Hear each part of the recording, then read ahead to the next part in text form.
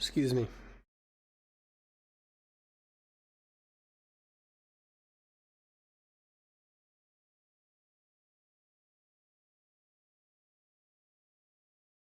Do do do do do do do.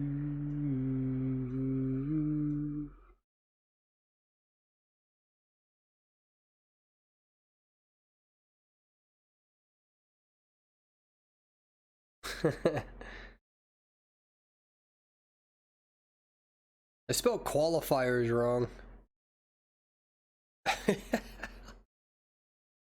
do I go in there and fix that? You know, I don't even know if my mic is working.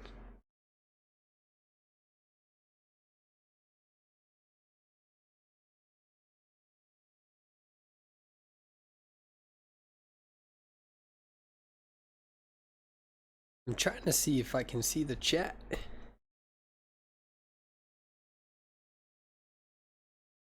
Oh yeah, I can. There we go.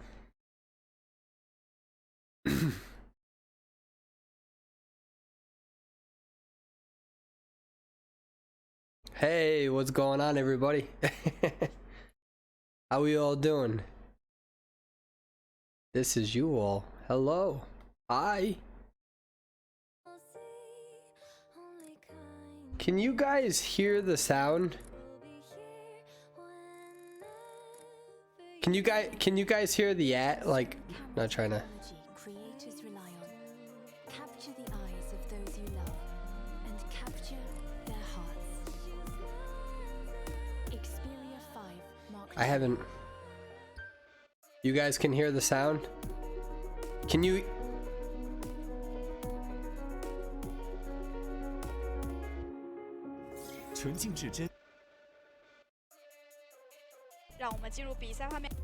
What's going on, everybody? You can, it's all right, because there's going to be like commentary. Yo, oh my god. Yo, there's something going on, but I can't see it on my screen. You guys can hear it. I don't want you guys to hear it too much though. That's the only thing. All right. So, hi everybody. I usually don't come on Twitch a lot. I got this thing called anxiety. It's a beautiful fucking thing. But I want to be on today. B4U. You guys should know that I'm the coach of B4U. And I want you to come along with me on the process of how I identify and review gameplay and exactly what I do. To bring that a lot towards the YouTube channel, as well as, you know, the content in terms of how I perform as a player. I'm one of the few players that NetEase has acknowledged as the pro player. I actually have the pro player accessory on my main account. Actually, it's actually no longer my main account. Everyone got mad at me when I created a new account, and they're like, he's creating a Smurf, and I'm like, no, I'm Android. So but I haven't been in a team tournament ever. Actually, it was an individual tournament, and so now I'm more of a coach because I have a real life career. And yeah, so I want to have you come through this process of what it's like to be a coach, to constantly review gameplay and maybe see things that other people cannot. Maybe sometimes by doing this you actually learn from a lot of other people. That's one of the things that I try to say that coaches should do, is that instead of pretending like you have all the answers, you should really, you're always a student. Even as a coach, it's important to listen to other people's feedback, and that's why B4U, I feel like we do a really good job at that. And we've prepared a lot for the regional tournament, so we're gonna see how that is going to come to life come this Saturday and Sunday. So B4U's been practicing a lot. This is next week for the COA finals or COA regionals, and then on top of that, I've also been playing a lot on Southeast Asia and learning from a lot of their players as well. I think Southeast Asia is underrepresented, and I think that they're undervalued. They're great players, amazing players. So anyways, I have the chat on my phone. Hi, hey, what's going on, boo-boos? It's been going good. I have you guys all on my phone because I'm doing display capture, so I don't have dual monitors or anything like that set up right now. So It's good to see you all though, but we're gonna get right into that gameplay. And I love you guys too. I hope that you guys are rooting for B4U. And who knows, maybe I'll make an appearance during this tournament next weekend. So we'll see what we have in store for you. Very excited for it. So either way, I just want to get this fucking tournament done so I know what I'm doing with my life for the next 2 months. All right, so we're gonna review some of this gameplay. Is my audio good? I'm gonna be looking at the chat to make sure that you guys can hear me very well. Yeah, the audio is good. I have not reviewed this gameplay yet, so I'm gonna be just as learning just like you guys. There's a bunch of different links and stuff that I'm gonna be using. So anyways, here we go. So this is the Chinese qualifiers. So I don't know if I get drowned out. So if I feel like I'm being drowned out by their MCs, you guys gotta let me know. And you see the Axe Boy immediately knew that this priestess was going to transition. Oh, beautiful. Oh my god, that's so risky to do. Yeah, that's a good way to start this entire thing. Holy shit. That is so risky because it either works or it doesn't. That was beautiful timing. Oh, holy shit. All right, this is gonna be a good match. An orb, that's how you know this person has practiced Axe Boy a lot, really anticipating the movement. You know what I have learned with Axe Boy is even when you break line of sight, you still gotta juke. And I think a lot of players are trying to catch up with that. So if I'm going against a good Axe Boy, what I usually do is if I break line of sight and I'm going towards a specific location, I still juke back in anticipation of that fireball. And a lot of players are still not doing that. And good Axe Boys who know exactly where they need to activate these orbs through the walls will get you almost every time. How's let me see. I'm gonna just lower that entirely because that's in my ears and I don't want to hear that. So they're still at that 5 ciphers. What do we have? We have a gravekeeper, we have a mercenary, we have a mechanic as well as a priestess. Okay, so we got a 2 rescue format, and I don't really know too much about how these qualifiers are. Axe Boy round 1 is a little surprising. You'll see a lot of players who really, oh, beautiful stun from the mechanic. Wow. That was amazing. That was absolutely amazing. Holy shit. Hey, thanks for the whatever that is. I can't see you right now, but thank you. All right, so this mechanic is really just putting distance and is gonna try to juke back. Nope, does not get it. That's all right. I don't know the cipher progress as of now. That 95%, so that's pretty good from a gravekeeper. So that means that they've probably been cutting for about 80 to 90 seconds, not including transition time relative to whatever the gravekeeper needed to do. They're at 3 ciphers. Really, in my opinion, what separates the top teams from teams who are still trying to qualify is the ability to really utilize that Dream Witch and that Sculptor. Axe Boy round 1. Sometimes you'll see top 10 China teams use Axe Boy round 2, especially a Moonlit.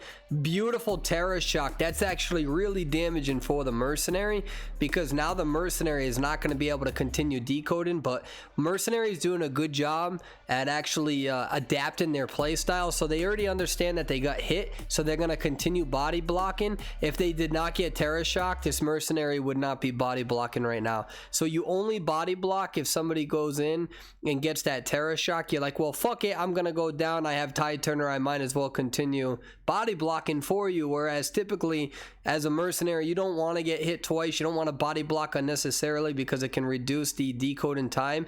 However, because the early game rotation and kite between priestess and mechanic was good, it gives that mercenary a little bit more flexibility. You got to remember, if this was a bad kite, bad rotation, this would have been very difficult for this team with a mercenary going down like that. So, and this is the reason why you see a lot of hunters actually ban priestess right away on this map. What I have noticed when I was reviewing the IVL League, there are so many top 10 China hunters who were losing even though they should have won based on priestess use. In my opinion, I think priestess, it should be priestess or mechanic as the #1 ban. I wouldn't ban a seer on this map 1. I don't think it's a good idea. Yeah, sure, You know, you have to deal with the owl, but you also have orbs at your disposal, and you have to have confidence that you can use them. There's going to be a little bit of lag, perhaps. If so, I apologize for that. And mechanic, oh, gets the oh, why was that a slow vol? I hate when that absolutely happens. All right, so there's going to be some ping issues over here. I don't know what that is. So this is from the official feed, so I'm not editing this at all. So mechanic is now down, second time on there. This is looking pretty good for the survivors, though. That early game rotation and the ability to kite with Priestess is huge. If that was any other survivor other than Priestess, that would have been an early game hit. So let's see, you see the mercenaries still trying to do their thing over here. We see a lot of discipline from the Axe Boy, but mercenary was eventually able to juke that out and make sure that the Axe Boy hits the rocket chair, gets a relatively oh, are they gonna get it? Misses both of them. Good job from it. Does not absorb a hit, and now Axe Boy is going to actually relocate to try to slow that decoding down, and they got this pretty much close to prime. Is he gonna be able to pop it? This is very close. Oh, he did not. Nope, he gets the dig. I don't know about that. That's gonna, oh, pushes them off. Excellent job. So Axe Boy is in a little bit of a predicament, but the thing is that all three survivors are injured, and this is the last cipher, and is going to switch to that abnormal now towards that cipher, and they're kind of fucked right now, to be honest. They put everything into that one last cipher. I honestly think that what they should have done is they all should have committed at the same time. You can't take down an entire team, but I don't know the cipher progress on this either, so let's see what's going to happen here. He's going to probably wait out that orb. Beautiful hit on the mechanic. Mechanic's going to get picked up and now going to get eliminated. They have to try to get back to that last cipher, but that abnormal switch, you're going to see three survivors on that cipher, so they're going to rotate towards over here, use this ability to try to catch up, and now able to pop it, and they're just going for a tie now. Takes down that portal. Let's see what's going to happen. This is a good area. I think Axe Boy's got to worry about the mercenary over at that gate, but I think he's doing a good job not focusing on the mercenary. At this point in time, mercenary is a pain in the ass for anyone to deal with, especially a big map like this. He's probably going to catch up to that Gravekeeper, gets the hit on the Gravekeeper. The question is what is he going to do? Is he just going to put him on the rocket chair to try to get that tie? No, he's going to try to get this. What is he doing? Is he going to commit to it? Oh, that skill went through the building. Unless I'm missing something, I'm pretty sure that skill went through the building. So what he's going to do is he's going to take this Gravekeeper far away from the rocket chair so nobody can do the tide turner trick. And remember with this, getting a tie means that if your survivors can get a win, you win the round. But this mercenary is going to go in there. Let's see. I don't think this mercenary has tide turner. Mercenary is already going in for the rescue. He's the one that got terror shocked, unfortunately. He's going to hit this. Is he gonna get it? Nope, misses both of them. Gets hit with the mercenary. Mercenary gonna go down now. Is Gravekeeper going to be able to transition towards that other gate? Mercenary, he wanted to get over there, gets him down. Is he gonna have the ability to go over towards that Gravekeeper? This is really good multitasking from this Axe Boy. Is he going to be able to capitalize? You see the portal's already made for the Gravekeeper. This is most likely going to be a tie. Good coordination with that Priestess, making sure Gravekeeper could get rescued as well as have an easy way out. That was really good gameplay from that team. Honestly, this is a reason why I think Priestess should probably be banned first on Ever Sleep in Town or Mechanic. I don't think it's a good idea to ever ban Seer. Not round one, not on Ever Sleep in Town. Yeah, it's a little annoying. I don't think that's true for non-meta hunters, but for the meta, which is what we typically see in tournament gameplay, you just gotta have faith that you're able to use the trees correctly in order to use those orbs to make sure that you can really get rid of that Seer. The idea that you're going to allow a Priestess on such a broken map for her, as well as a Mechanic, is definitely gonna make your job especially more difficult. All right, what is your thoughts, chat? Tell me your thoughts. I got my phone. I'm about to read your comments. Let's see what your comments on.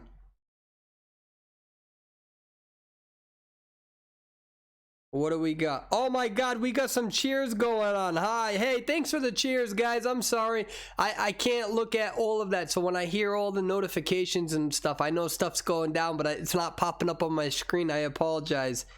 Yeah, that Axe Boy did a good job, and really this is, you know, this is the reason why I think that Priestess is broken. If that was any other character, they would have been fucked based on how they were rotating. and that priestess rotated directly into him. And you guys know how I feel about priestess. Either way, it was a good ability from priestess to be able to utilize her portals correctly. So I think what we're gonna do is we're gonna start moving to the next match. I don't really know too much about these qualifiers. I'm just gonna be watching the matches to see what happens here. But it does seem like Axeboy ran the correct route, and here we go. So we're going to have a Wu Chang. Gonna move on to the next match, and using that umbrella, faking it, does a good job. Let's see, is he gonna be able to identify the Axeboy? I'm not the Axeboy, the Explorer. Oh my god. You know what I'm gonna try to do? I'm gonna try to look at my screen every time. What's going on, Milk? What's going on, Milk and Lightning? Hi, how are you all doing? All right, Explorer, thank you very much. That's super kind of you. Oh, with the slow vault. Lucky that Wu Chang did not swing at that. We're seeing some slow vault, huh? Good job. Let's see if Axeboy is going to be able to use this correctly. Oh, beautiful discipline. But Wu Chang able to get the hit. Good discipline from the Explorer, not trying to gamble that. That's a very, very good job. Now he's going to use this. Does he have insolence? He's got to have insolence if he's already got that. He's only got one hit, right? We're seeing much more Embalmer. Embalmer, in my opinion, is more of a tie survivor. Alright, so Wu Chang's going to put this person on the rocket chair. 5 ciphers up. In this situation, the teleport's not surprising. You try to get a hit, and then you go back. Oof, that was super close. He's got to make sure he doesn't tunnel too long, though. It's a big map, so he has quite a bit. Good elbow pad. And yeah, he's going to go back now, and he's going to try to cut off this rescue. Let's see, the rescue did happen. Now they're going to rotate out. Let's see if Explorer... no, there's not too much here. Wu Chang's going to know exactly what's happening here. It's going to get that stun and gets that Explorer down. You know, I'm surprised that they got the rescue off before half. But it would make sense for the Wu Chang. Sometimes you'll see survivors who, what they'll do is they'll just go in for the decoding. But it makes sense to rescue before half with a Wu Chang on Lakeside. Because it's not atypical for a Wu Chang to carry teleport. So that early game kite is so important. I definitely consider Wu Chang a snowball character. If you're able to kite him early game, you have a lot of flexibility. But still, Wu Chang, what's really annoying about Wu Chang is that late game, especially when you pop all 5 ciphers. Explorer's just trying to buy as much time as possible. All right, good job from the Explorer. He needs to rotate out. Yep, rotate out. You don't want to juke back like that, not in that area of the map. All right, so he picks that up. This is a good job from the Wu Chang using this ability correctly, being able to umbrella to pull off your route and then using that sort of soul siphoning to catch up to you. It's a great move. You're cutting off a route, and then on top of that, you're soul siphoning. That's a really good move from a Wu Chang user. And they're at 3 ciphers now, so and they've been at 3 ciphers for a little bit. Wu Chang, the Mercenary. This is what I was talking about. With Mercenary, a lot of them in high competitive leagues, they'll just immediately elbow pad. You cannot get hit, and he gets hit, and he might get followed up. Oh, that's beautiful from the Wu Chang. Holy shit! Look at that double hit. And now what is the Wu Chang gonna do? Yep, so he's just gonna leave the Mercenary and say, fuck off, I don't feel like dealing with you. You're gonna have to go and try to get yourself up, or somebody else is gonna have to revive you. And if they revive you, they're not decoding. We're at 3 ciphers. Is able to get a hit on the Embalmer and decides that he doesn't really want to fuck with the Embalmer too much. And so probably go back towards the Mercenary. That's I think a good strategy as well, so you can cheer somebody to continue getting it going. And you know what's really good about Wu Chang doing this is that when he cheers somebody, he doesn't have his teleport for another 65 seconds, but he does have the umbrella.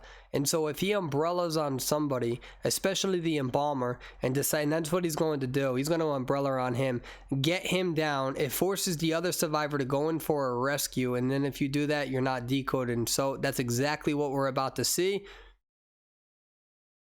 He can't. Let's see. So you're gonna get this. He'll get that down. Yep. Mercenary's still down. He already knows he's gonna pick him up. He's probably gonna bring him towards the middle. If you bring him towards where you need to go, then it disrupts his ability to use that rebirth. And I wouldn't be, yeah, we're probably going to see that rebirth and then gonna catch back up. Yeah, he'll use that. Mercenary is still a one-shot. Again, this is what's really difficult about going against a Wu Chang. That early game kite is so incredibly important against him. And and that's the gamble of using Explorer. As good as Explorer is, if you really fuck that up, that early game, it's difficult. But Embalmer, what's good about using Embalmer in this sort of situation is that you can really focus on the decoding.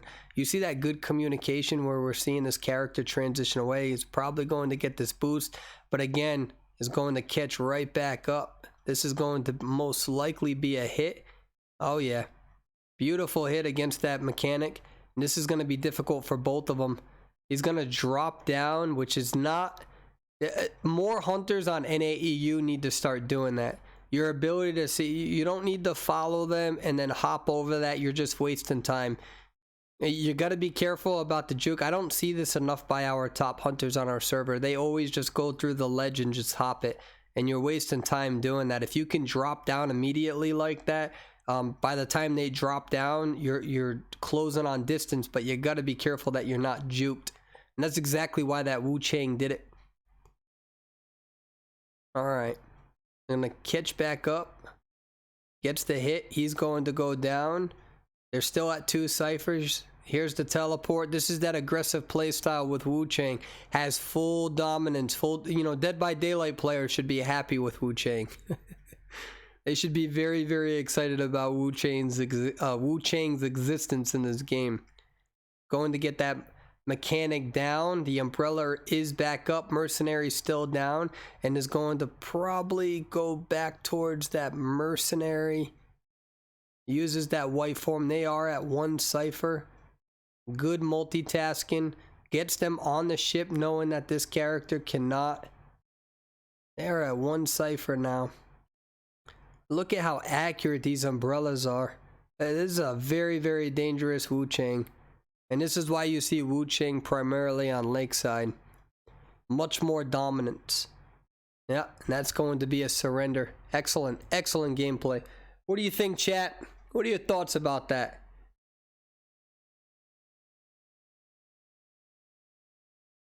I have you guys on here. It's good to see you all, by the way. I hope that you guys have been taking good care of yourselves. COVID has been a fucking bitch. So, I hope that you guys are taking good care of yourselves, man. I genuinely mean that. That Wu Chang did a great job. A great job. So, yeah, a lot of people are asking me if I'm going to MC for this COA. I'm not MCing for this COA. I'm coaching before you. That's my main priority. I didn't have the opportunity to coach them last year during COA 3. Some of the players, we're a different team now, but because I stepped away from the game to focus more on mental health and, you know, my spirituality and things like that. But you know, I was there for the summer tournament before that, and we won that. And then I was there for this tournament. Schmitty really wanted me to coach them for the summer tournament, so I was there, and we, you know, we won that. And so I'm really excited for COA. You know, I'm gonna be coaching B4U again. It takes a, you know, honestly, B4U, the Survivor, you know, these guys are my brothers, man. I actually took a different coaching style, much more relaxed with them. I used to be very hard on them, much more relaxed. I'm hoping that it works out very well. Except my leg and Paul Blum's, they keep fucking calling me George Washington and Abraham Lincoln because I'm older than everyone. So I'll be like, listen guys, what's going on with this practice? We need to do this, and this is my leg. Persuadable. So does anyone have an opinion under the age of 73? I fucking can't stand that kid. My leg is such a prick. Here's Paul Blum's. Excuse me, who's the #1 perfumer? Excuse me, that's right, yes ma'am, excuse me, I'm talking. Anyone who knows them two players know that I am fucking spot on. Here's Schmitty. My forward's a god. Oh my god. My forward's a god. And Roland's the only one that has any sensibility out of all of us. He's such a polite young man. All right, so we're gonna get to the next match. This slowly turned into a roast and beef for you session.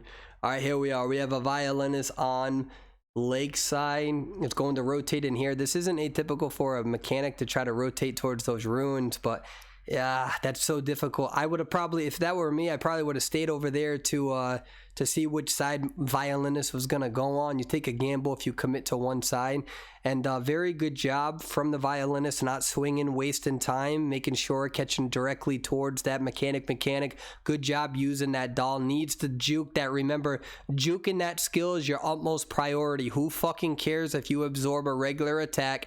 Beautiful job from Seer, making sure they take that in. Very interested to see who the Vio banned.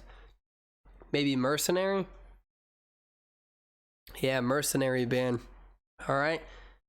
Good job. Either way, even if you don't have a Seer, you still kite exactly what that mechanic did. Again, prioritizing, not getting hit by the skill. She don't fucking care. Because if you absorb a regular attack, you have the ability to continue transitioning. You're allowing your team to decode. Again, you need to make sure that you are prioritizing, avoiding that skill at all costs. Don't try to force it by going into a strong kiting area. There's too much of a gamble. And so I somewhat agree with this move. She kind of knows she's fucked, so she's going to go all the way over here.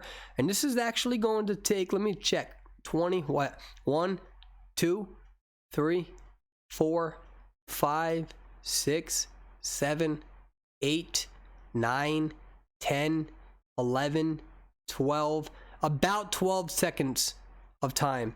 So just her ability to go into that corner instead of trying to tight kite a violinist bought the team an extra 12 seconds. You start counting once the clock goes down. But what's interesting about this team is it seems like there's a little bit of, this is interesting because a lot of them are kind of caught up in this middle here, but they are at 2 ciphers, so they're doing a good job. Again, one of the dangerous areas of not banning mechanic. Not banning mechanic is really dangerous. It's difficult because again, a mechanic that doesn't use their, first of all, I don't agree with using your bot as a bodyguard. It makes no sense. Your job as a mechanic is not to kite forever. Your job is to decode while you're on the chair. And this is going to be good because, oh, drops the mechanic in time. I think that's going to, oh, you got to avoid that. Good job from the forward. Stop. Make sure you don't get hit. Good job. Going to continue abusing this area and try to harass.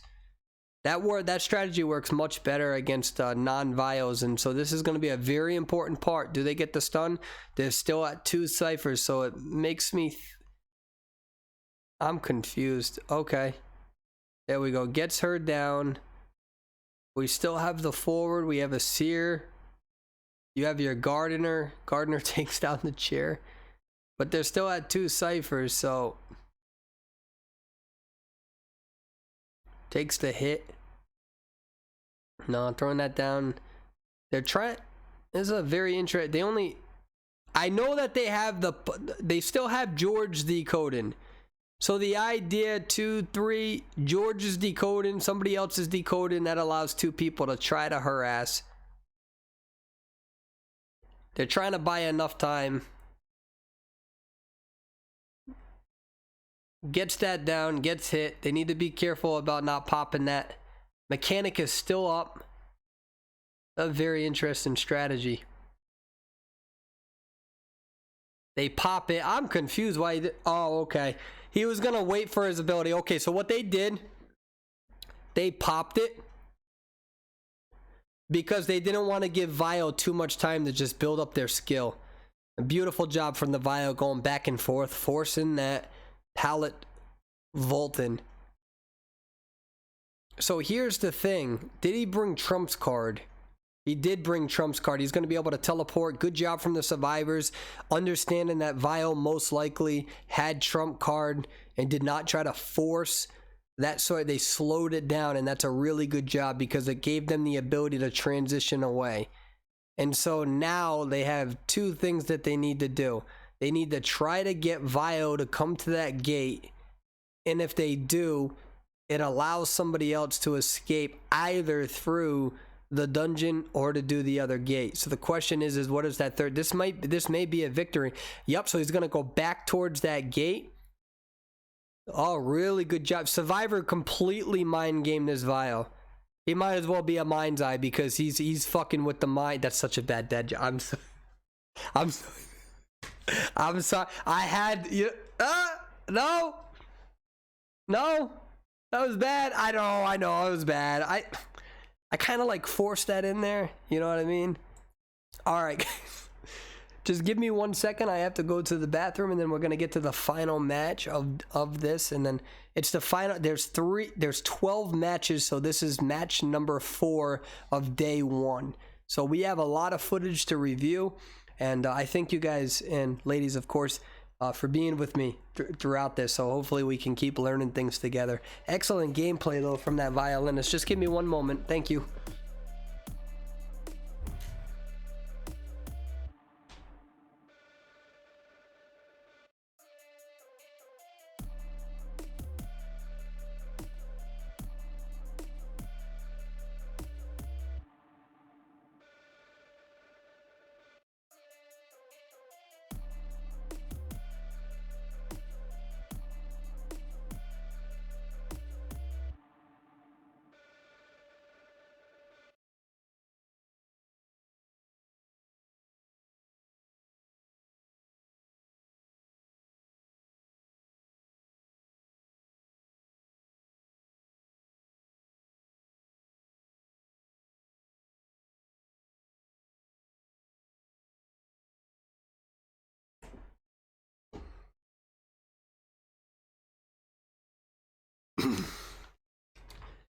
All right.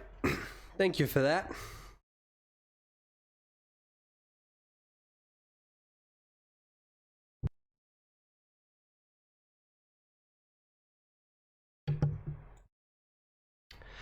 All right, let's get to the 4th match. We see that it's going to be on Sacred Heart Hospital. This is going to be a Mad Eyes. Really interesting to see Mad Eyes in tournament gameplay.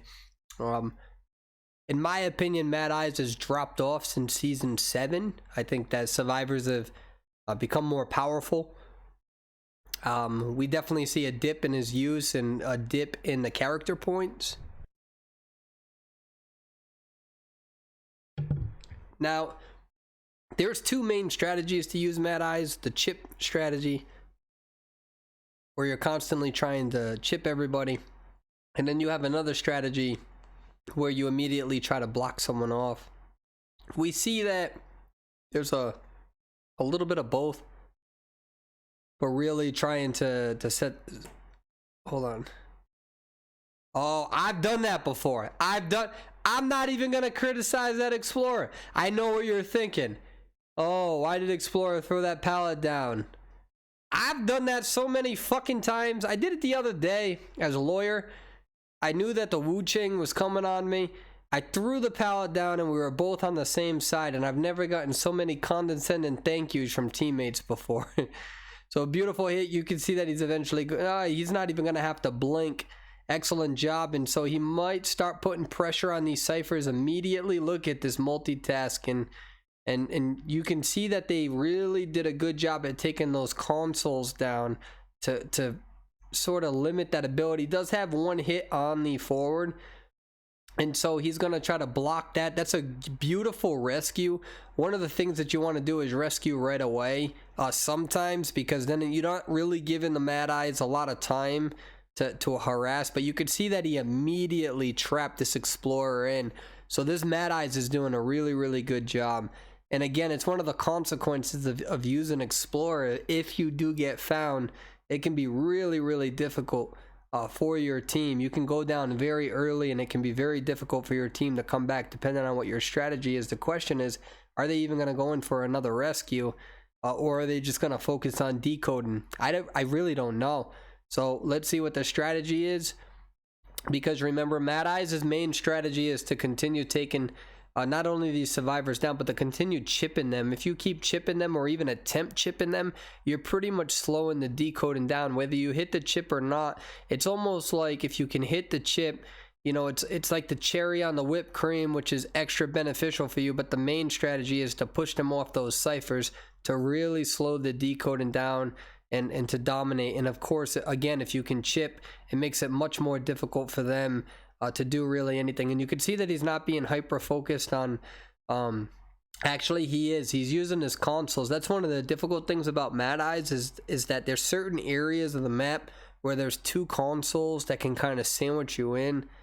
You know, one of the old school things that we used to do, and it used to be wrong, is that when you transition Kite to Mad Eyes, you keep running into new consoles, and the new consoles give him more ability to continue chipping you.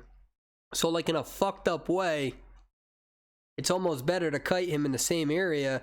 But then if you kite him in the same area and he loses all of those, he loses that console, it's also cornering you in where you're not really able to do much. So what I mean by that is that you're not able to decode, you're stuck in one spot, you gotta worry about being trapped. So that's where Mad Eyes is very difficult.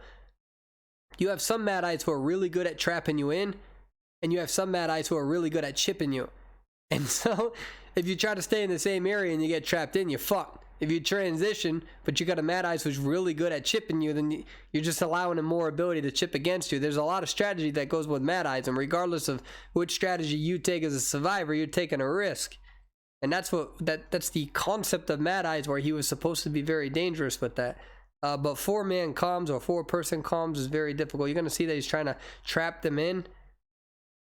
And if he can do this correctly, he's gonna prevent the rescue. And so, good job from Mechanic. Good job from Mechanic, staying patient.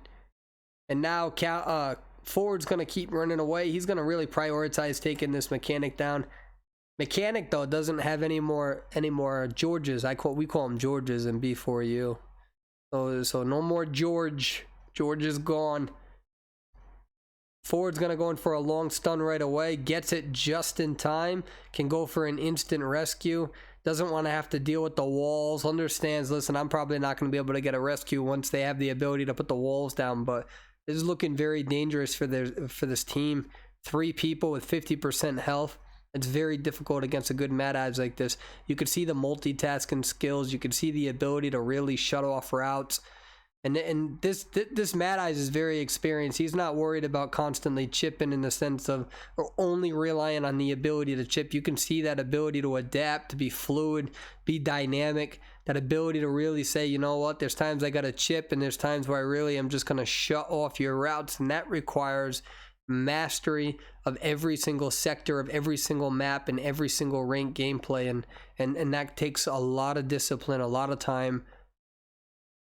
You know, in Koa 2, I believe one of Japan's top hunters was actually a Mad Eyes main, and we didn't really see him be used. And that was a good juke. Gets the hit on the forward. They're still at 3 ciphers. Honestly, I have no idea how they're going to recover from this. Does not get that hit on the Mechanic. That was a little surprising in my opinion. Going to focus on this Mechanic now. Has blink in about 12 seconds. Beautiful job from both players. Good chess move right there. Pretends to go back now. We're going to see that cutoff measure we talked about. Mechanic's not going to be able to do much here. Oh man, that is such good multitasking from Mad Eyes. I genuinely think Mad Eyes takes way more multitasking skills than Dream Witch, hands down. I know that's a little controversial, but once you get good with Dream Witch, the multitasking gets relatively easy. With Mad Eyes, it's just, I don't know. I feel like when I play Dream Witch, I can multitask pretty good. I've been A badge with Dream Witch before. Not that that matters, but you know, I feel like when I play Dream Witch, I'm like, all right, I'm gonna Mad Eyes. I've dedicated time to playing Mad Eyes. I just can't get it down, no matter how much time I put into it. I feel like my brain just doesn't move fast enough. Okay, George Washington. Alright, using those elbow pads that continue putting distance at 2 ciphers. You know, this is looking pretty good for the Mad Eyes. Mad Eyes making sure he doesn't use blink prematurely. Can see that Mercenary has already used at least 3 of their elbow pads. They did use 1 earlier, so Mercenary has no more elbow pads, so it's much more reliable to use blink. Gets the hit on Mercenary. Beautiful job from this Mad Eyes, and now Mad Eyes is going to see which cipher is wiggling, is immediately going to put pressure on this forward, except the thing is no, I'm wrong, I'm sorry. I don't think this forward is decoding. Now look at in the bottom corner, you see that forward changing items, so he's alternating between that football and that syringe, which if you just rapid press that, you can really drop those. It's much easier though on the computer. Sometimes you can misclick, and so now what we're gonna see, he does still have the football. It's gonna move up here, continuing to break line of sight, but again, that's what's difficult about going against the Mad Eyes. You don't have the same, like, you don't have the same experience and whatnot. You don't know all the tricks on the top of your head, which areas are strong, which areas are weak. You know them with Dream Witch to a degree, but you just don't see enough Mad Eyes. We saw that in Koa 2 with Geisha. I think it was GR, who played Geisha on Lakeside and 4-man. Which team was that? Can't remember which team. Was it MHS? Is that what it was? I can't remember. And you know that these top competitors can overcome Geisha, but it's one of those things where you don't see her enough, and then you get that element of surprise. And I think that's undervalued in tournament gameplay, playing one of those characters. All right.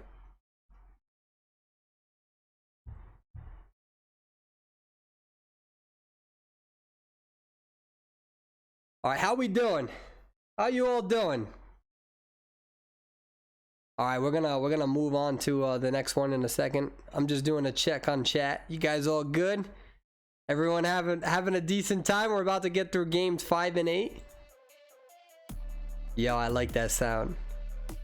Bada bing and a bada boom. A lot of things I gotta do. Man, it feels good to be back on live feed. Holy crap. I missed you all.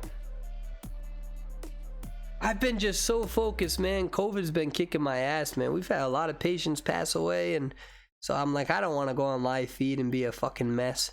I was like, we're not gonna do that right now. All right, we're gonna get right into this, okay? Give me a second. Let me change this real quick. Can you imagine if I started talking and I forgot to change this? All right, you guys good?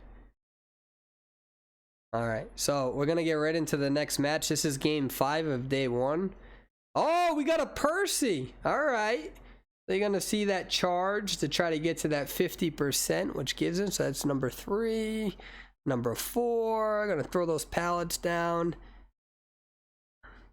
He needs to do one more before he can take those pallets down. He's gonna get it right here. Does not get the hit. See, this is the thing that I mean, like, as a forward, you can get away with that, but I'm not a big fan of throwing, like, all the pallets down.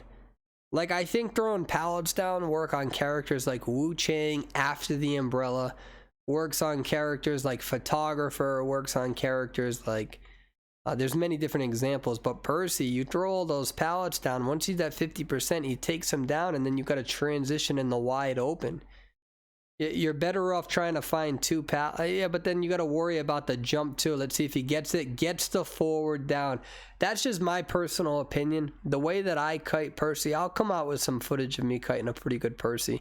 I really like the tight kite. You got to worry about the jump and all that stuff. It's difficult for sure.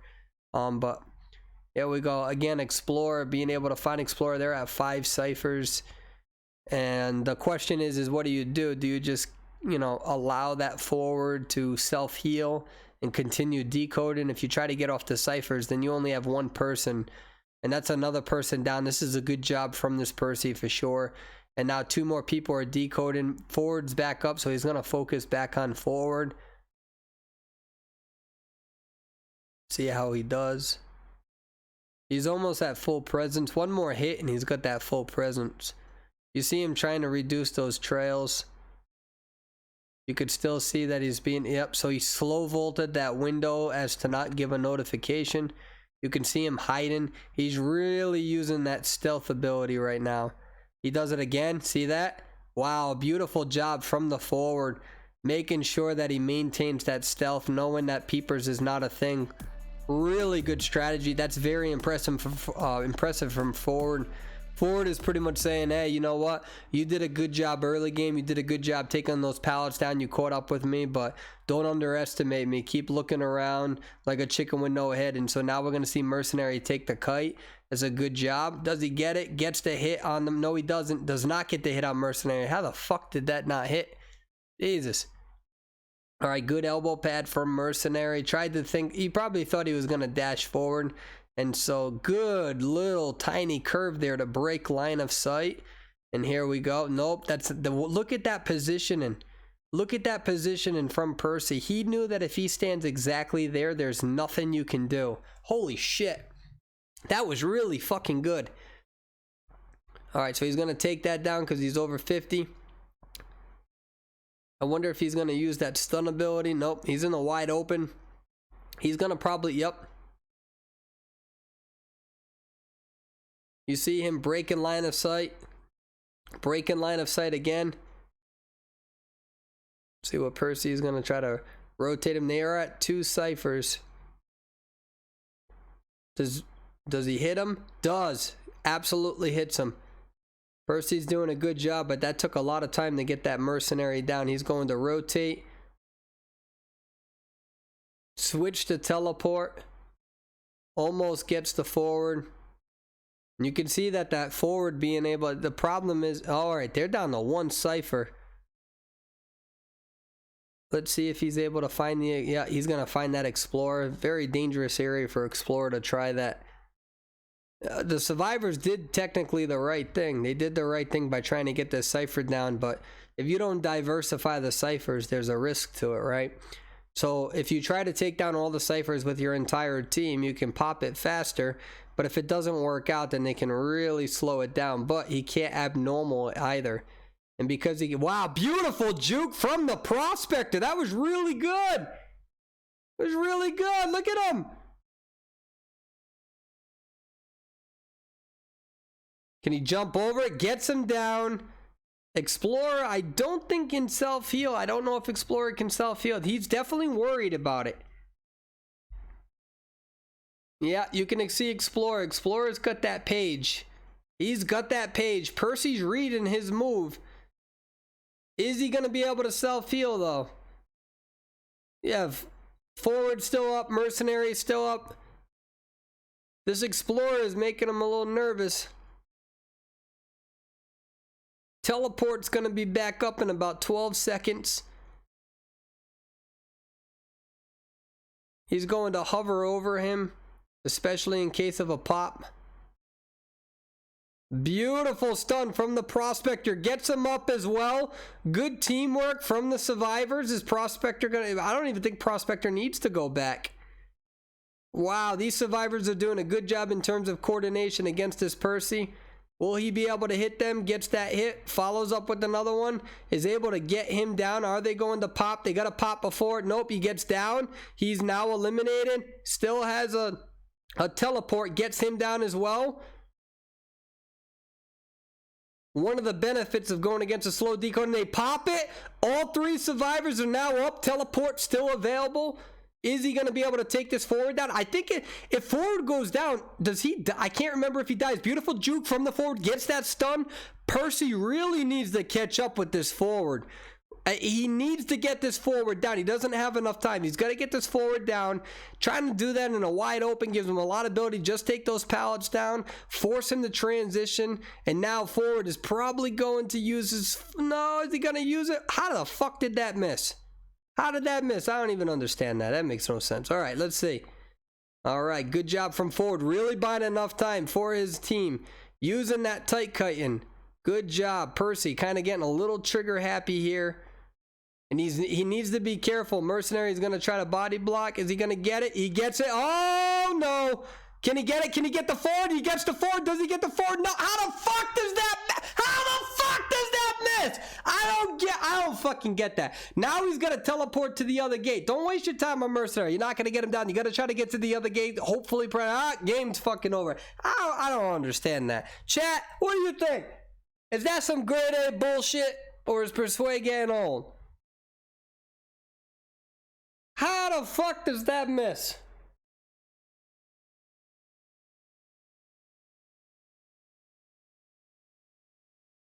I feel like I need some meditation music.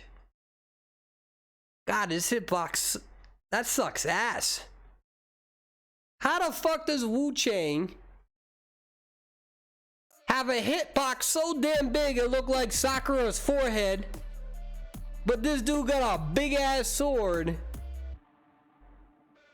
and the hitbox is like as tiny as the gun that Will Smith used in Men in Black, except without as much power? I don't get that. It makes no sense. Just saying. Give me a second. Hold on. I had a...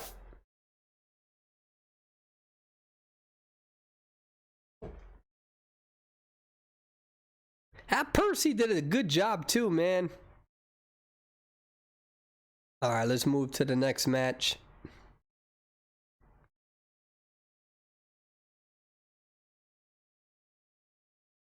All right, we got a Dream Witch on Red Church. About time we see a good camera panning. Automatically knows I don't want to deal with the, what was that? Prospector? No.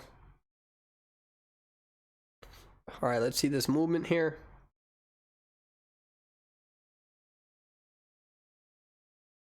You know, Dream Witch actually did a good job.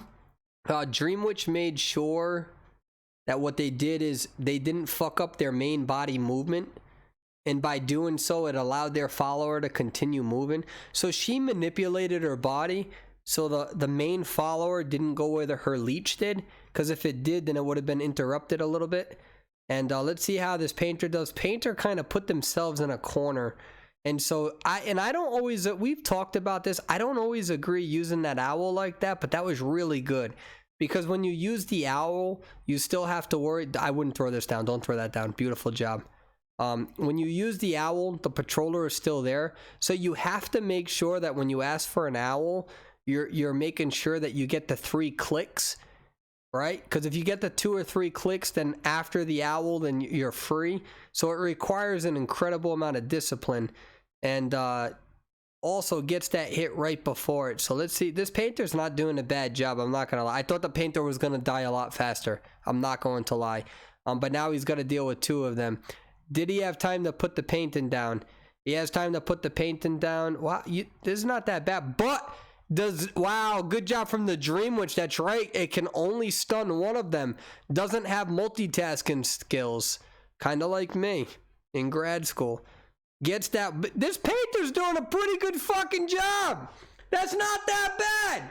They're at 3. It's a good fucking job, painter. Switches to blink. Yeah, he gets the fucking fall. Oh! Painter's like, fuck Leonardo da Vinci. Fuck Michelangelo. The hell with all of them. Who needs any of them? I'm the painter, and this is my bitch up in here. Beautiful job from the painter. I think one of them wasn't even a painter. I think one of them was a musician.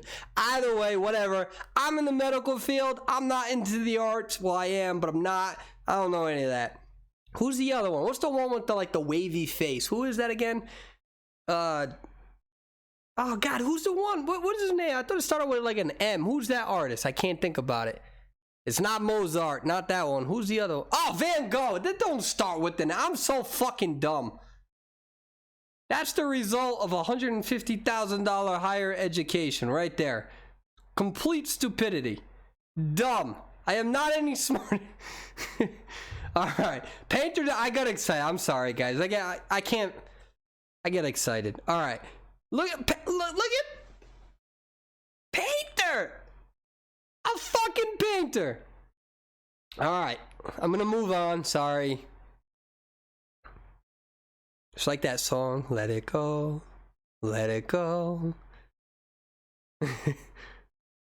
You know what I've realized is pretty... Oh, see, every Dream Witch, they always swing at pallets. I've realized that. Literally every Dream... Just fucking run through the pallet. Alright, they're at 1 cipher because Van Gogh over here was like, fuck this, I see yawn, I'm about to go. Terrible. Fucking terrible of me, I know.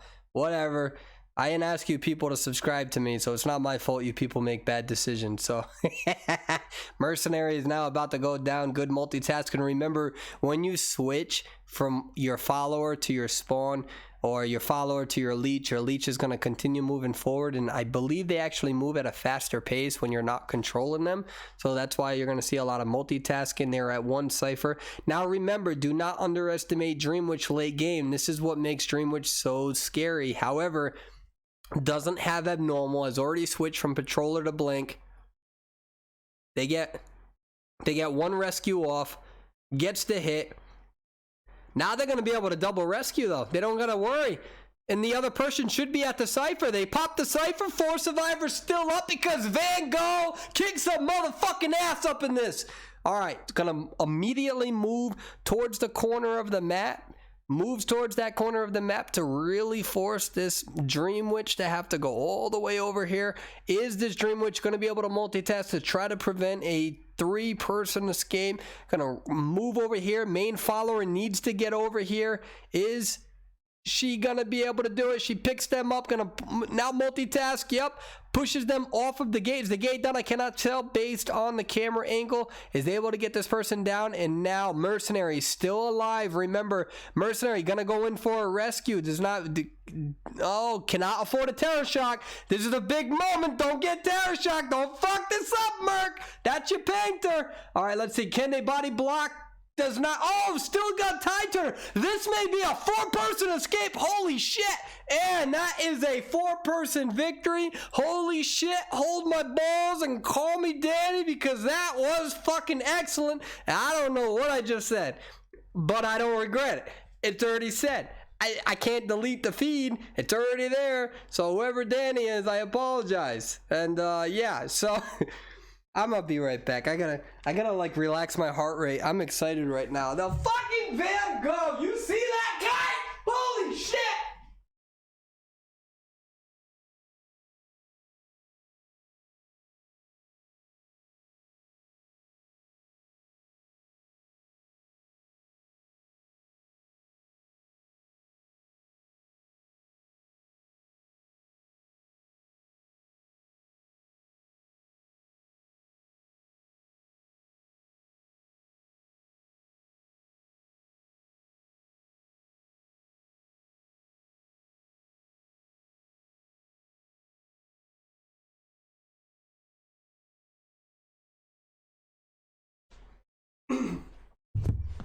All right, chat. I'm fucking fired up. Boo-boos, we going to the next match.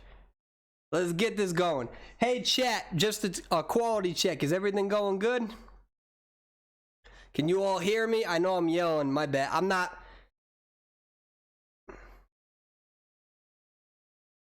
Everything going good? All right, here we go. We're still on day 1. We got another. What the hell is this?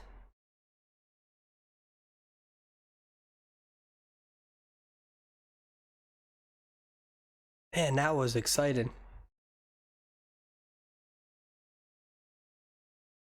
All right, so I think, all right, this is a highlight. I'm like, wait a minute, how is Axboy killing so many people so fast? But like, wait, this is hacking. I'm going against you motherfuckers before. I got you on YouTube. You know, somebody actually was in my Discord the other day talking about how they remember me going against that hacking Wu Chang back in like season 1 and 2. And I still kited the fuck out of him. Those are glory days. When I feel like my brain didn't operate like a tortoise. Alright, so these are all going to be highlights. We're gonna move to the next match.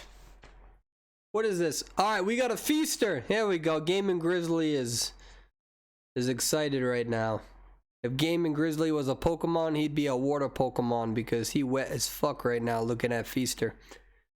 That was a good one. Oh my god. Oh my god. That was good. Like, it wasn't that bad. You know, it wasn't written. You know what I mean? Alright. Here we go. Oh, yeah, he's like, fuck this. I ain't dealing with this shit. Oh, beautiful tentacle. Immediately takes him out of his dig. Is going to rotate around here. That was a really good That's harder than what it looks. All right. Another tentacle. Hits him with the fucking 2 for 2. 2 for 2. Holy shit. All right. Feaster is about to wiggle his seafood chicken nugget with shrimp. Octopus. Sorry. Not trying to discriminate. Can't confuse the two. All right, immediate stun. Forward's like, fuck this. I don't want to deal with calamari. Here we go. Is he going to be able to dig? The portal. How the fuck did that portal come from? All right. So I think that's a global. Oh, the priest is like, hey. And that's not a bad strategy. You force the feaster to turn around and get rid of the global portal, and it allows the survivor to relocate. All right, forward now, trying to dash away. Has peepers, don't forget it. Gravekeeper tried to hide. Can't hide against those peepers. It's going to drop down. Is this the one with the pallet? Not with the pallet. Nope. Has to try to relocate right now. Tries to dig. Does he dig? Yes, he does dig. Takes it. Nope. Does not get hit by the tentacle. Good job now trying to get up these stairs, and you can expect him to probably drop down, throw the pallet down, force that feaster to take. Nope. Doesn't do that. Fuck Perswayable. He has no idea what he's talking about. Hop stab pallet. Tries to get the speed boost. Good juke from the feaster. Drops down again. Tries to get that charge attack. Does not get it. Is he going to be able to get to the window? Gets to the window. Gets that little vault. And he's like, boom, boom, boom. Getting the fuck out of here. All right, call this NASCAR because my bitch ass is out of here. You have those portals from the priestess, and now gets that little stun, runs into a wall because that's exactly what I've been doing since season 1 because ping sucks ass. Here we go, gets the hit. Good job from the feaster. Gravekeeper down, 4 ciphers still up, and I still have the ability to talk very fast, multitask, and shit on our server in regards to the ping, not the players, of course, because you're all beautiful boo-boos, except if you beat me, fuck off, because I don't like you if that happens during the match. All right. You like how I can, like, you know, cover multiple things here? All right, here we go. We got a wildling. Look how slow. That is slow. That's too much McDonald's. That's a fucking McDonald's wildling right there. A boar is like, dude, what the hell is going on? I'm telling you, I call it the McDonald's wildling until he gets his speed boost, right? So it's slow as fuck. Oh man, when wildling first gets on that board, he's slow. I'd be like, man, you a McDonald's wildling. That's what you are. You be eating now. You got that high blood pressure, fucking slow ass. It's like a 6'9" dude trying to ride a fucking donkey. Goes into a civil war with a damn, instead of the horses, you're 6'9" giant ass on a damn donkey. From Shrek. All right, Shrek on a donkey. Where does this come from? Whatever. And that's exactly how you counter a wildling. You just say, fuck off, I don't want to deal with you.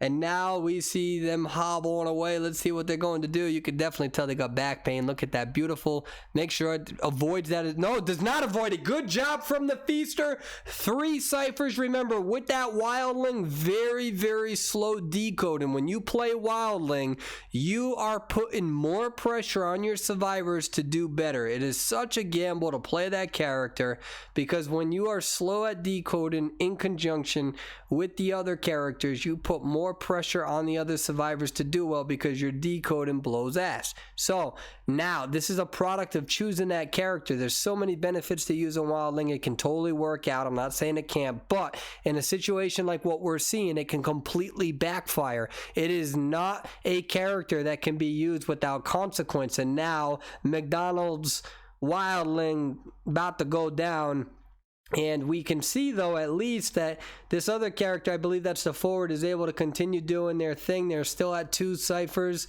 slow decoding. This person is about to get hit again. Beautiful job with that.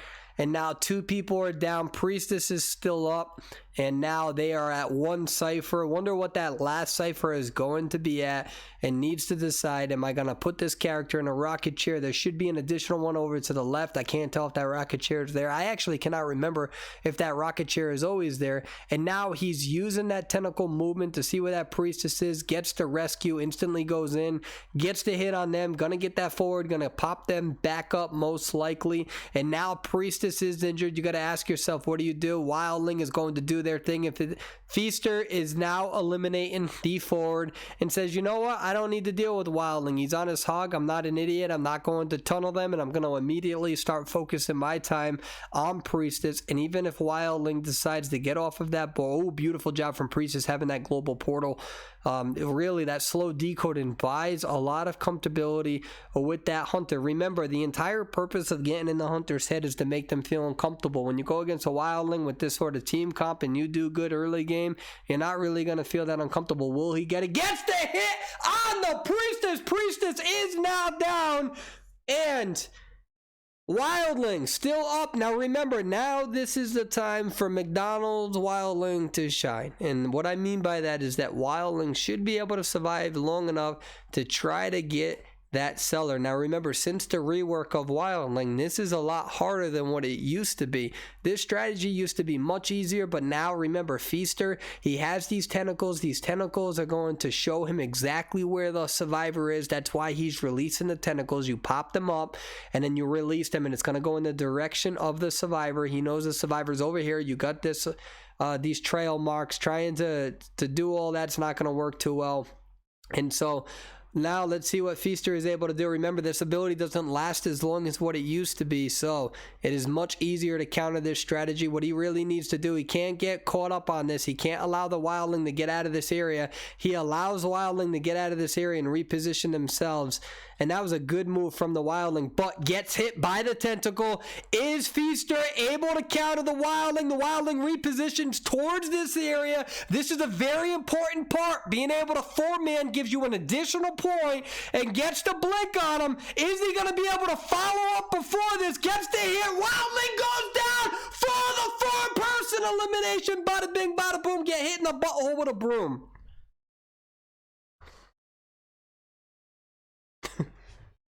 I'll be right back. Why do I save these things? I don't.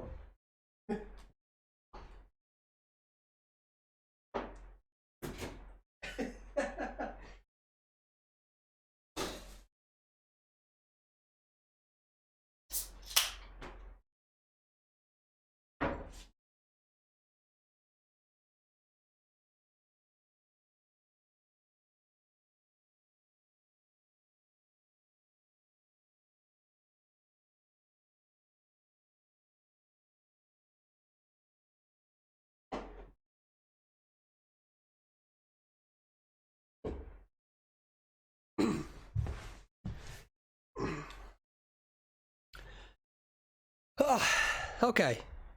Are we doing, chat? My bad for yelling. I can't control it. Well, I mean, I can. I just don't want to. And this is exactly why Feaster is absolutely an A-tier hunter.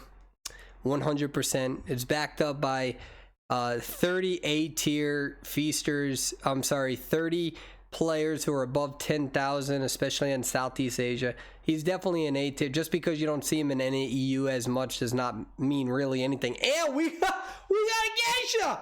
Holy shit! Alright, let's see what she's gonna be able to do.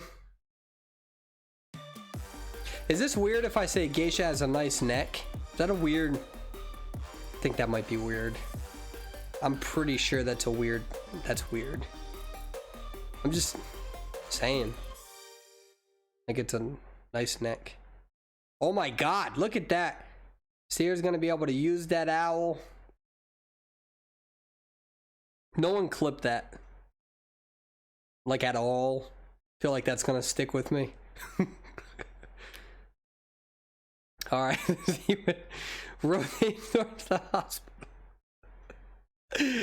Oh god, I haven't learned anything after all of this time. Alright.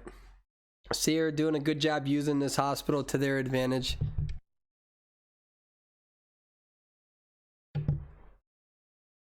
You know who's really good at this point? Lawyer. It's very good. I'm not biased at all. Just saying. Lawyer's good at this part of the map. Seer's doing a good job. The question is he going to be able to hide in this area? Here we go. This is an important moment. Is he able to hide? He's right behind. He's right behind the geisha. Was able to hide. No, that didn't work. How did that work? How the fuck did that work? Did you see that? He literally hit right there. That seer predicted that he would go after the forward. That was a really good move. Am I missing something, chat? I'm gonna bring my phone out. Chat, what am I missing? Am I missing something? Or was that amazing? Chat, tell me. What's happening here? Let me know. Don't leave your boy hanging. What just happened there? Was that as spectacular as I think it was? Yeah, that was good. Using the mechanic doll as a blocker. That's very, very interesting. Trying to buy as much time for this seer as possible. Geisha, yup. Going to move around from the seer. Here we go. Gets the hit on the seer. Seer is now down there at 4 ciphers. 1 cipher is at 57%. I do not know what the other cipher is at.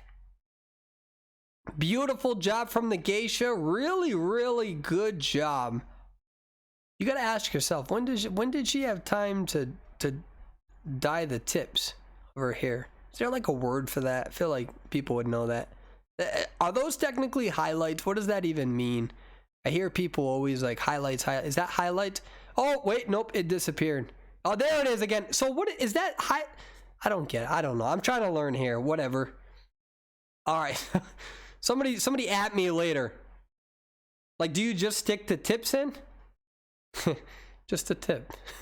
Never mind. We're gonna stop. Geisha now trying to go after the seer. Seers are moving towards.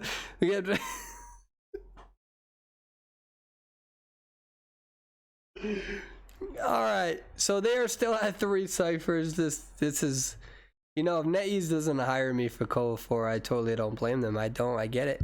Don't blame them. Do you know how hard it is to commentate and try to be professional on like an international platform where you can't say all the shit that's going on in your head? Like, this is all the shit that goes on in my head, and then you're like, that was a very good job from the Geisha. Professional gameplay, excellent job using the dash against that. So the next time I MC with NetEase, I'm just gonna go all out, because that's always what I've done anyways. I'm just gonna lose my shit every time a survivor does something great. Because you can totally tell when it's like faked, when somebody like fakes the emotion, like when you can tell they're faking being excited, like they're like, oh, it's a really good job, and then you can literally tell it's gonna be oh, get the excitement, holy shit, good job from the Geisha. That's an example right there. You can't force it. You're either excited like a nun in a cucumber field or you're not, and that's me, except I'm not a nun. I said none. What's it? Do cucumbers even grow in fields? I feel like they should. Are there even cucumber fields? Like, are there fields dedicated to cucumbers? Somebody Google that for me and get back to me. So there's 2 things that I want from you, chat. The highlight thing with the pink tips and the cucumber fields. Is that like a thing? Like, are there people with only fields filled with cucumbers? I feel like that would be intimidating. Don't think into that. And remember, don't clip the neck thing. Oh, gets the dash. Beautiful hit. Priestess now down 1 cipher left. What is the progress on that last cipher? This is looking relatively good for the survivors, but looking pretty good for the hunter as well. And I have no idea what that means. I assume that nope, cipher's not prime because they're still decoding. Don't see a percentage. There we go. 7. I understand that. I see that number. All right.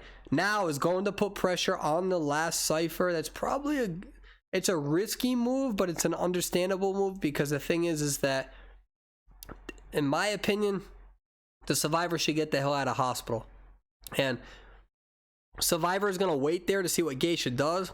And the survivor also didn't jump out the ledge, because Geisha can jump down and immediately swing as well. And now Geisha has that tinnitus. And she sees them.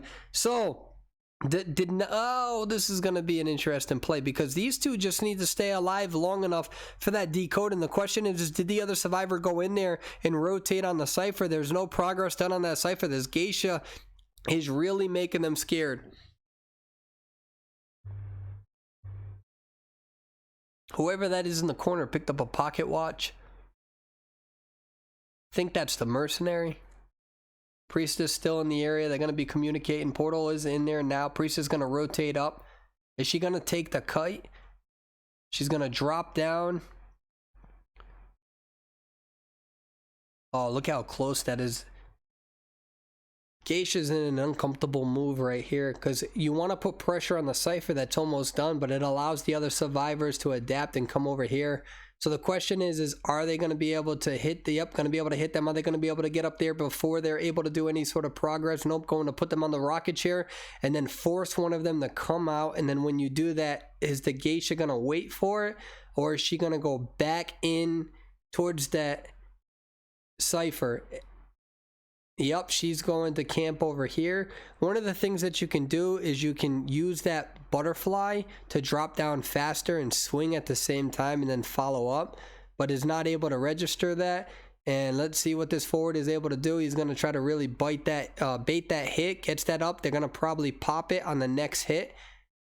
And she does not have teleport. She has excitement. She's able to get the hit, expect the pop. The pop is going to now happen. And remember, this was a good job from the survivor. They did not use their pocket watch. They're going to use the pocket watch now. And the reason why they're going to do this is try to buy as much time as they can. They're really just trying to secure a tie here. And that was a good job from them not using that pocket watch. Understanding, listen, I can go on the rocket chair. They can get a rescue. It's not a sculptor. It's not a bonbon. So we don't really got to worry about the stuff gets to hit on them. And the question is are they at the other gate? Priestess now has their portal set up, so they have an escape option. They're going to continue decoding that gate. Switches to teleport. Now has teleport. Gets the hit on the forward. Forward is now down. That's really good. I did not remember if Geisha started off with excitement. For some reason, I wasn't paying attention. And so now the other person has not been eliminated. This is good job from Priestess being able to adapt. And now you're using this new ability to try to increase your map pressure and your map presence and your ability to move.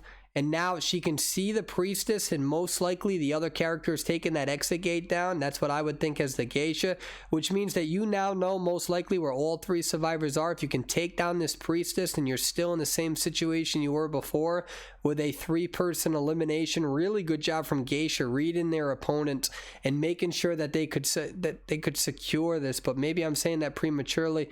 Question is are they going to be able to pull any sort of fancy movement out? Are they going to try to go in for the rescue on the forward? They are going to try to go in for the rescue on the forward. Teleport still not back up for another 35 seconds. Has to manually go. Uses that beautiful movement from the Geisha with that map pressure. That's exactly why you saw that adjustment. And detention, I believe, is almost out. Probably approximately another like 5 seconds or so. It gets her down. Forward does not. Nope. There we go. I have no idea what happened. That was not me. That's the official stream, so don't yell at me. What are you thinking, chat? Tell me your thoughts. What do you think? I want to read your thoughts real quick before we keep continuing. Anything that's standing out to? We've seen Percy, we've seen Feaster. This is why I like playing on Southeast Asia. I see much more diversity in characters. I feel like we lack that a little bit in NAEU. Yeah, 4K by Geisha. Good job. Yeah, she turned that entire game around by her ability to realize that camping the... Remember that when you put all of your strength into one cipher, it can backfire. Beautiful job from Geisha. Excellent job from Geisha. Alright, so what we're going to do real quickly, I'm going to take another quick break. Less than probably a minute, and then we're going to get into the last 4 matches of day 1. So, hey, thanks for being with me, everybody. This is much funner going through this. With all. By the way, thanks for the subs and the follows. That's super cool of you all. I'll try to look into like trying to stream more, but I don't know. I don't like connecting my phone and playing because it slows the game down. Got to deal with lag and all that stuff. Anyways, I'll be right back, and then we're going to finish the last 4 matches of day 1. And this will definitely be on YouTube. All right, 1 second.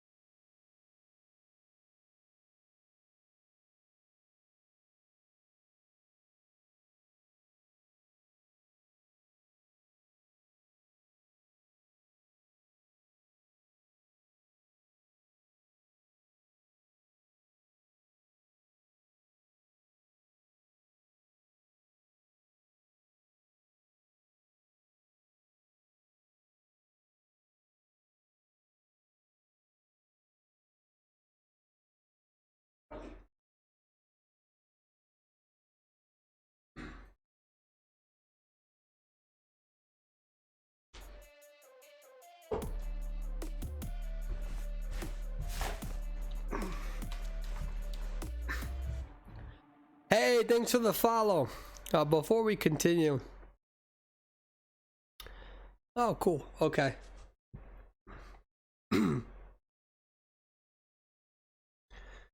All right, we're gonna get to matches 9 through 12.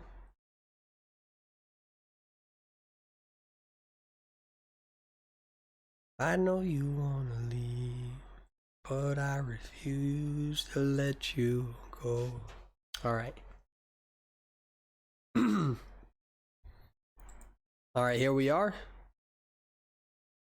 I think we're gonna get right into this. So it's gonna be an Axe Boy. We are on Sacred Heart Hospital. We have a mechanic, a first officer. We also have a forward and a seer.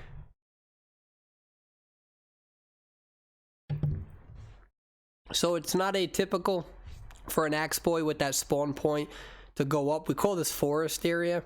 And they either go towards the cipher or they go towards more 3 pallet. So all of the other survivors usually spawn between statue, ruins, and shack.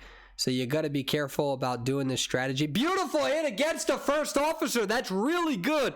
Because remember, if you rotate over here and it's somebody like a first officer, that actually should be a bad move on the hunter. It's a good strategy, but it's a bad move because if it's a good survivor, then it forces you to rotate all the way to the other side of the map, because most of the time statue will rotate towards ruins, ruins towards shack, and shack towards open. So you just counter that strategy with a counterclockwise rotation. Actually, that would be a clockwise rotation. So the strategy that the Axe Boy is doing, beautiful orb from the Axe Boy, is going counterclockwise. If you just go clockwise, they're constantly chasing after your trail. The other counter to that is to go in towards hospital instead of constantly rotating in a circular motion, but you got to be, it's a little bit more difficult because it can backfire. All right, immediately does this. Let's see, puts down that peeper.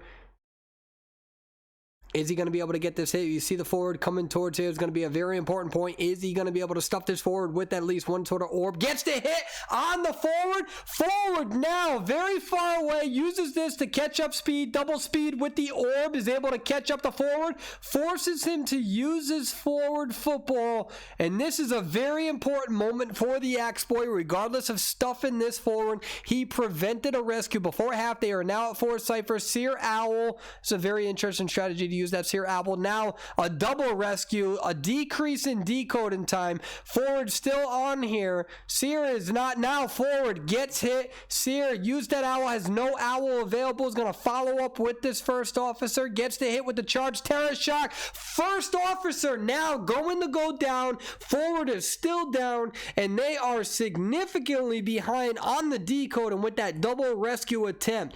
A little bit of lack of communication with it in the team, and that's going to happen. That happens all the time. It happens within practice. This is something that is very difficult. It's one thing to play by yourself. To be able to communicate with 3 other survivors is a really difficult skill. I'm telling you right now that as somebody who coaches before you, as somebody who has coached many different survivors in this game since season 1, including my own gameplay, communication is the hardest fucking thing to do. I still don't ask for owls because I'm just dumb.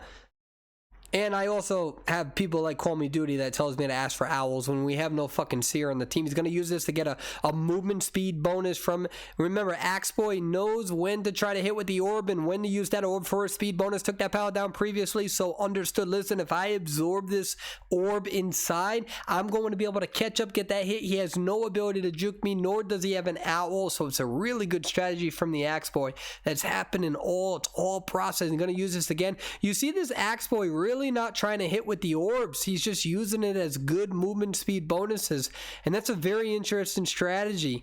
You see some who really rely on using those orbs in order to constantly chip away, and you have other Axe Boys that say, fuck it. Beautiful move. Cuts the forward off completely. Wow. Puts him in this rocket chair. They are down to 2 ciphers.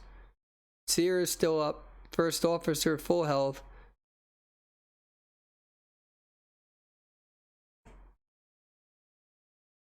Immediately knew. Oh, almost hit that. Almost hit it.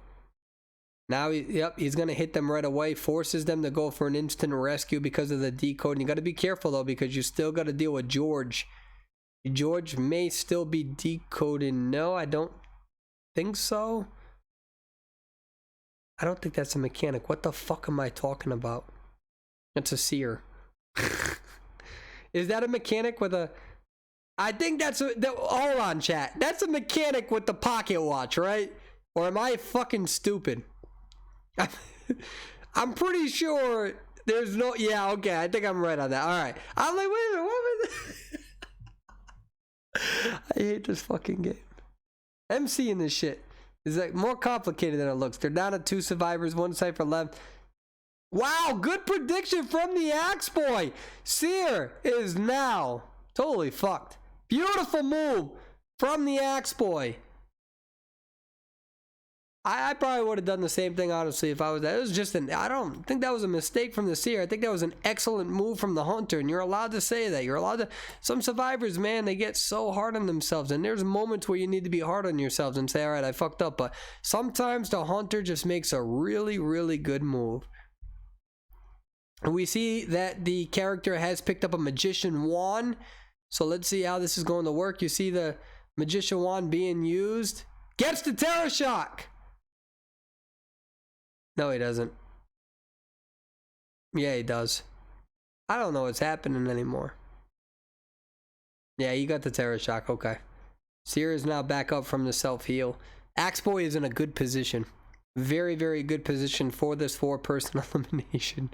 I'm like low-key getting confused on some things right now.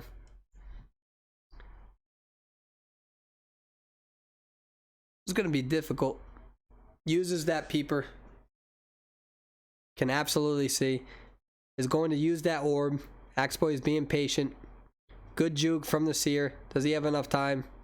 Good job from Axe Boy not trying to swing unnecessarily so he can catch up with this Seer. That's an important move too. Gets the charged attack. Beautiful stun from the Seer.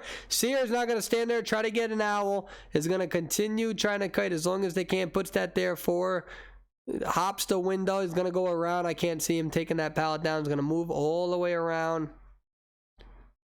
Good job from Seer. Seer not giving up. Uses this for a speed bonus, and this should be a good game right here. Oh, misses! No, he gets it. He was that full. Alright, I'm done. Whatever. I don't know what that was. Did he use an owl? Did he use an owl so fucking fast that I didn't see it? Chat, did he use an owl? What did I miss there?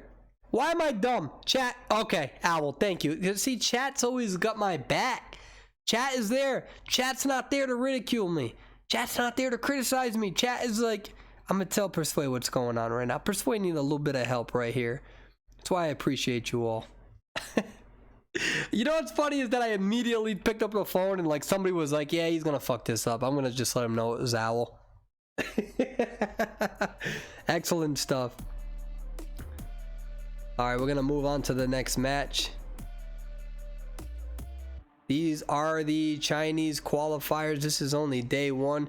We see that as an and. We are going to move directly into the next match against a forward, a mechanic, a mercenary, and a priestess, which is currently the meta.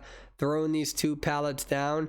Oh my god, is she going to be able to predict where this priestess is? Priestess, good job juking those cats. He has not released the cats. He needs to release the cats. Release the cats. There you go. So the thing with Anne is that you got to release those cats immediately. So now it's going to take about 4 seconds longer to activate those cats again. So that's one of the things with Anne's recent buff. You get rid of those cats if you miss immediately. It means that your new cats are going to be up. Gets that, going to take this down. Definitely has a north build and is going to swing. Isn't going to move forward because you can juke it if you move forward as an Anne. So you stand tight and you just swing. Have confidence in that hitbox. Not that it's anything spectacular, but it's definitely not the worst in the game. Here we go. Is going to use this. Going to use the cats again. Hits this down. Needs to make sure they get the stuns. Going to take this down. Probably going to Jump. Beautiful job from Priestess, but not good enough. Is it going to get it? Again, just immediately swing. Priestess is now down. We got to ask ourselves, what is Anne going to be able to do in terms of the anti-rescue? It can be very difficult. The best way to rescue against an Anne, in my own personal opinion, is to rescue right away. The longer you wait, the harder it is to rescue, because she has much more ability at her disposal. She can release her cats, and yep, so she released her cats a little early here, but what she needs to do is she needs to time this correctly so she can prevent it. Yep, she's doing all right. She needs to bring it back. She's going to bring it back, and she's going to stun. The next cat's going to come. This has to stun before they get the rescue. Gets the terror shock. She does not. I don't think she got the rescue in time, or he, whatever the fuck it is 2021 gets. That's beautiful from the Anne. I don't know. I wasn't able to tell. I have no idea what's happening. Remember, the big thing against Anne, you rescue right away. You don't got to worry about it. It's a similar style against the Sculptor, a similar style against a Bomb with a forward where you immediately stun and get the rescue against an Anne. They didn't get the rescue before half. All right. Did a beautiful job from Anne. I think she's definitely building increased or whatever decreased time in regards to that rocket speed time. Mercenary is now down. I'm very glad to see an Anne being utilized in tournament gameplay, because she was used in the pro circuit for the China League, but even though those two hunters are some of the best hunters in the world, you can tell that even though they were using Anne, they made some mistakes using her, which is going to happen. That's okay. Those always happen, and the survivors were able to capitalize on that. And so really Anne struggled in that league. But if you use it correctly in a situation on a big map like this, in my opinion, Anne does better on big maps. If you play Anne on a big map, it forces the survivors to have to relocate for the rescue, which means that it takes them longer for the rescue unless they're in position, which isn't going to happen if you nail your first two cats. And if you nail your first two cats, you're automatically requiring a survivor to relocate, and it buys you time. And because of that time, it gives you more strategies against the rescue. But on a small map, if you're there for the instant rescue, very difficult for an Anne to counter that. She can hit you, and she can make sure that she can prevent you from getting away as the rescued, but she can't actually prevent the rescue. So you play her on big maps where people need to relocate, and by doing so, it prevents that rescue. It gives you more ability to counter the strategy, whether you're away from the rocket chair or whether you're directly on top of it. And really, we are seeing Anne fucking dominate. That is domination. That is why Anne is not a C tier hunter, in my opinion. Or maybe she is. I don't know. Either way, that is a good strategy. Using Anne on big maps forces the relocation. The longer it takes you to rescue, you have 3 different strategies to counter that rescue as an Anne. But if somebody is within tinnitus reach immediately upon putting them in the chair as an Anne, it is significantly harder, and you have to hope that you were able to get somebody down right away, because at that point you become a tie hunter. In my opinion, Anne shines on big maps, not small maps, because of that rationale. Chat, does that make sense? Does that make sense as in terms of the strategy? That's exactly why we just saw Anne being used on Moonlit.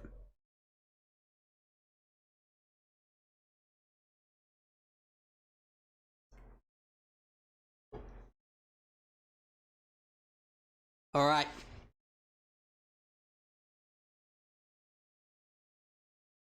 Oh my God, we got a photographer. You know, that's why sometimes watching the qualifiers is much more enjoyable than watching the finals. Because, like, you actually see people using different hunters.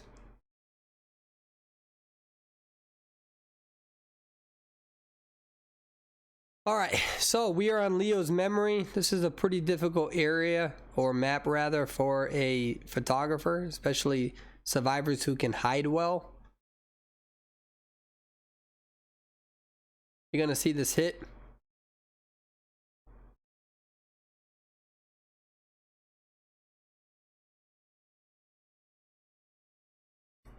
Is that blink or teleport?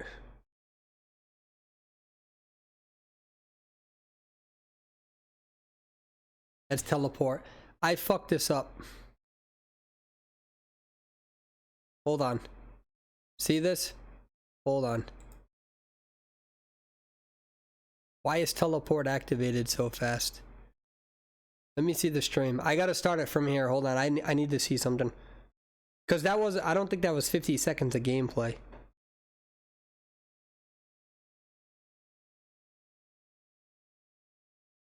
It doesn't teleport take 50... Chat, does teleport take 50 seconds to load? Can somebody tell me, chat? I thought it took 50 seconds. Did we miss 10 seconds of that based on the stream? What's going on, Steve? Thank you for the follow. I'm pretty sure that we missed a little bit.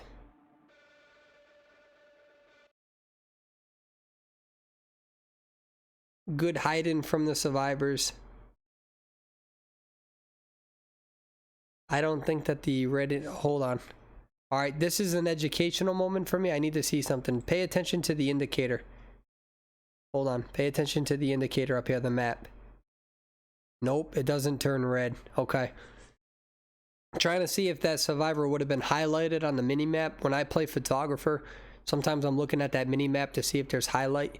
Yep, there's a highlight right there. You see that highlight? That's what that photographer is doing. He's definitely looking at that mini-map. Watch this again. All right, I'm not sure if you guys can see my mouse. Watch this. You're going to see this activate over here, I think. And he's going to know instantly where that survivor is. See it? See that red indicator? He knows exactly where he is. And so sometimes, especially on Leo's memory, when you use that mini-map, that helps you out a lot because you can see survivors that your eyes may miss. So that was an additional hit. Can you guys see my mouse on the screen when I move it like that, chat? Yeah, I thought it was 50 as well.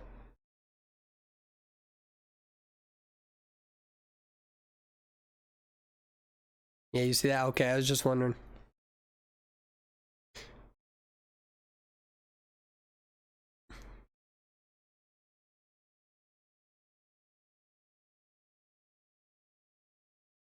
All right, we see Seer. Beautiful owl.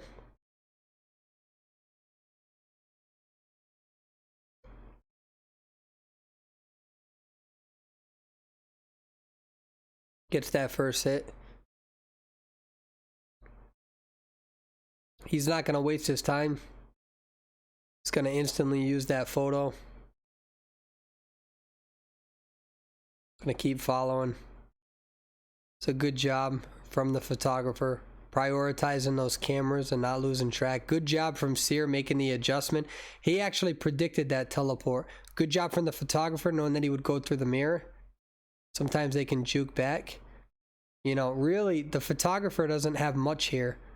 He really doesn't have much here. So Seer should be able to kite okay.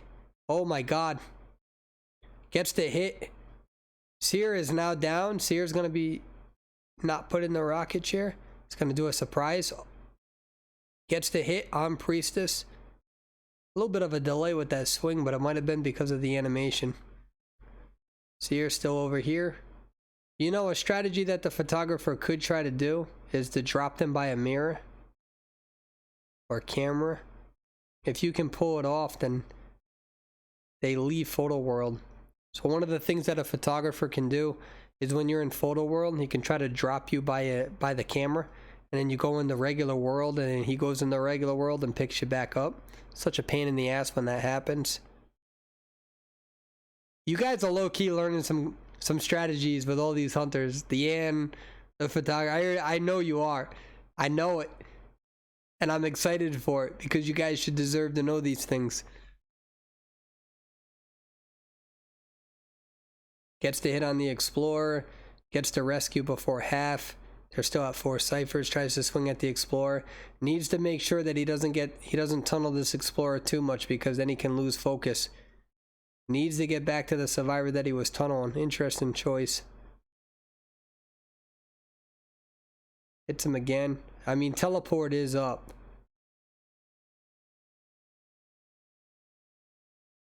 swings at that. The survivor is down. He's going to activate the camera. It's a good job. And he's going to be able to immediately take this survivor, making sure no survivors are nearby. Needs to be careful about somebody being in position. Good job avoiding that pallet. Says fuck it, not going to take the gamble. Puts them. Oh, it starts running towards over here. That's interesting. Gets the hit. Gets the hit. That is beautiful. Mercenary is now down. Seer's still up. Seer's going to be a one hit. That was a good job from the photographer. Takes this hit. Good job from the Seer. Has the owl. Is going to now rescue. Mercenary is still down. Gets the charged attack. He's going to... Nope. Wow. Has confidence that the Seer left. Has those portals over there. Puts the Explorer back in the rocket chair. Mercenary now back up. Photo world about to end right now. Takes these portals down and prioritizes this. They're still at 3 ciphers. Comes back. Good discipline from the Priestess. Swings. Good discipline from Priestess. Tries to pretend like he's going to go in. That was a good job from both of those players. Really, I'm surprised that Priestess didn't get baited. So very good job from the Priestess there. Good job from the Joseph as well, trying to bait that. Explorer is going to be eliminated. No stun characters. Shouldn't be an issue for the photographer. But they're still at 3 ciphers, man.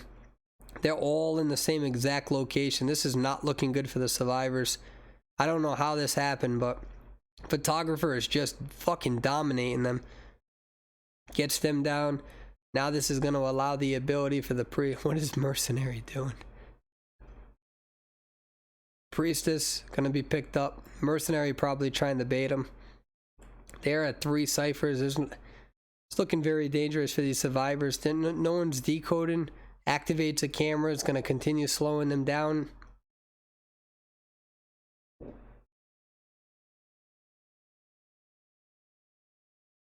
Another owl from the Seer. That might be their second owl or third owl. I can't remember, but either way. Very slow decoding. This photographer's doing a good job. Make sure that he goes into photo world immediately. Gets the Priestess down. Seer is now injured.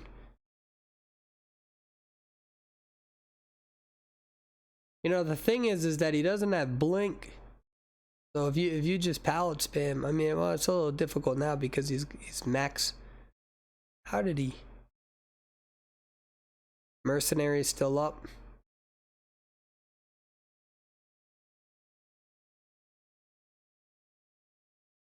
Gets the Seer down again. Mercenary is still over here. I don't know what their long-term plan is, though. There's not enough decoding being done. I mean, this photographer is just straight up in their head, in my opinion. Yep, that's a victory. Going to prioritize the Seer since he went down first. Pick him up. Yep, it's a 4-person elimination. Excellent job from the photographer.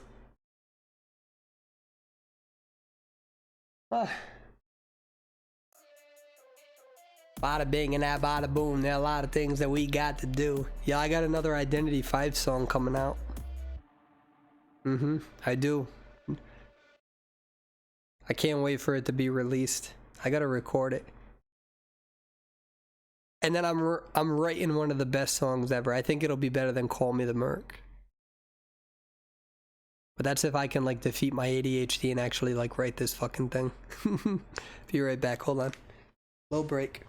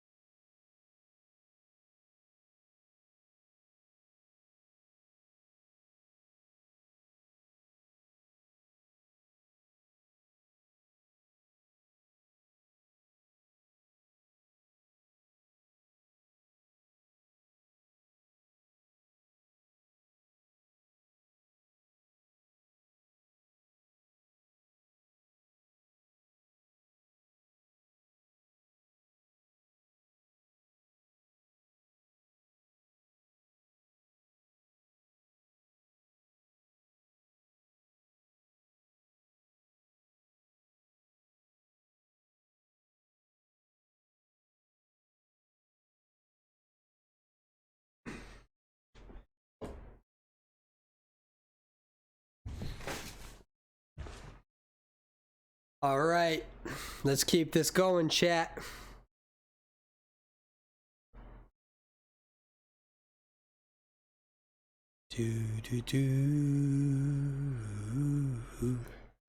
Hey, chat, thanks for being with me, man.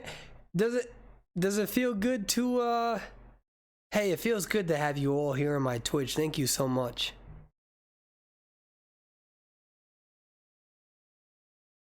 I appreciate it. What's going on, Lazy Box?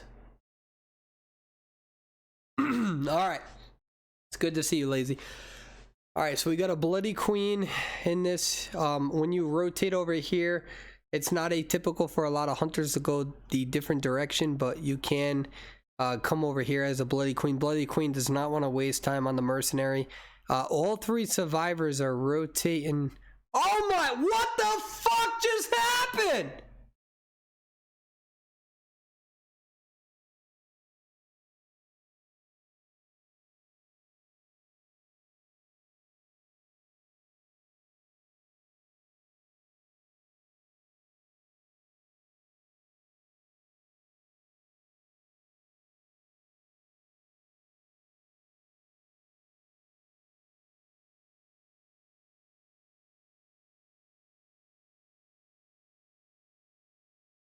About to give that European clap.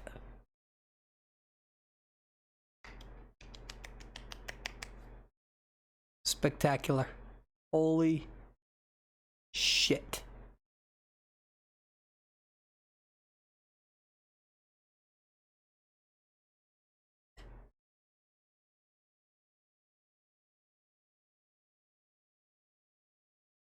Amazing. Absolutely fucking amazing.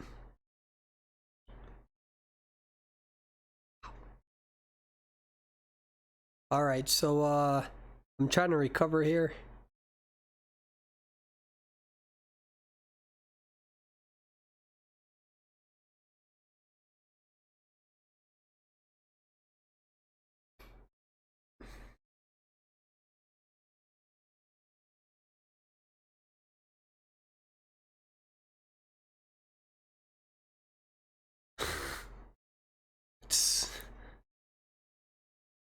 I got to snap out of it. I'm sorry. That was really good from the Bloody Queen. I just wasn't expecting it. And you always have that one guy who's always like, nah, you didn't know you could do that. Fuck off. That was amazing. It was absolutely amazing.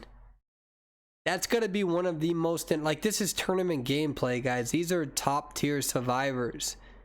Like, it doesn't matter if they're like the best of the best on, you know, China server. These are good players.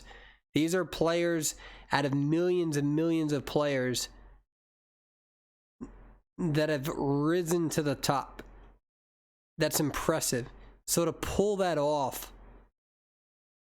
is just really good. So the question is what are the survivors going to be able to do in order to kind of readjust to this? They're at 4 ciphers. This is a really big predicament, and it's going to be very difficult for any. I mean, that was just an amazing mirror. Probably one of the best mirrors I've ever seen. You know, like when you're in tier 4, tier 5, you know, even tier 6, like shit happens and stuff, but to do that against some of the best players, it's just a different breed. This Bloody Queen is built differently. Definitely built differently. All right, so now Priest is going to be put in this rocket chair over here to provide pressure on Wedden. However, they were able to get this down. And remember, this is a slow decode and comp team to a degree. I mean, Seer's still alive. I shouldn't say slow. I mean, coordinators, you know, can do their thing. Takes the coordinator's gun. I don't think the flare is as long though, right? Mercenary able to get that rescue off in time. They're going to separate so they both don't take hits unnecessarily. Gets the hit on the priestess. Full persona from the Bloody Queen.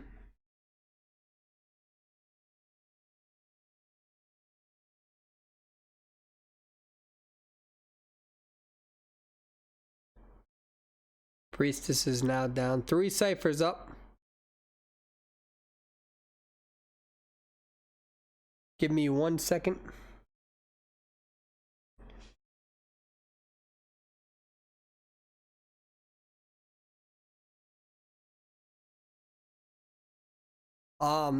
I'm supposed to be ranking right now. Hold on.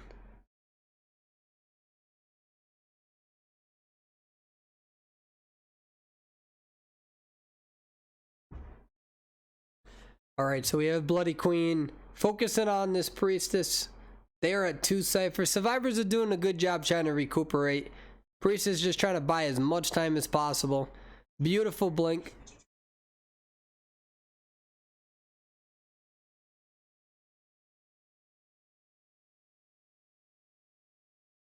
I'm confused. What is that? Yo, Siri was just on my iPad and it just scared the fuck out of me. I'm not gonna lie. Siri was just like randomly talking on my iPad and I like low-key freaked out. I'm like, who the fuck is that? Conor McGregor, who the fuck are you? This is excellent gameplay from this Bloody Queen. Really showing you Bloody Queen, like just... I'm still speechless on that. I don't think I've ever seen that move. Gets the hit. Registers that Terror Shock. Mercenary still up. 2 elbow pads left.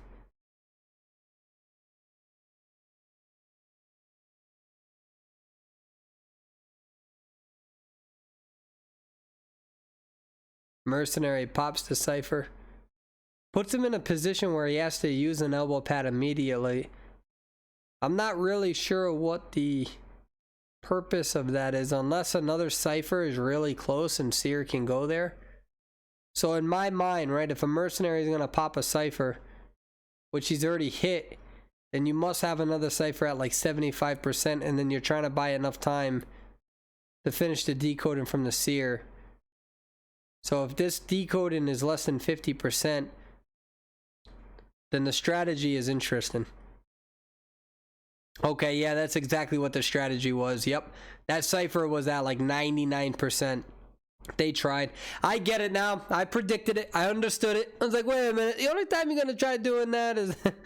It makes sense. All right, didn't work in their favor. Bloody Queen had that teleport. Excellent job. What's your thoughts, chat? What do you think about that?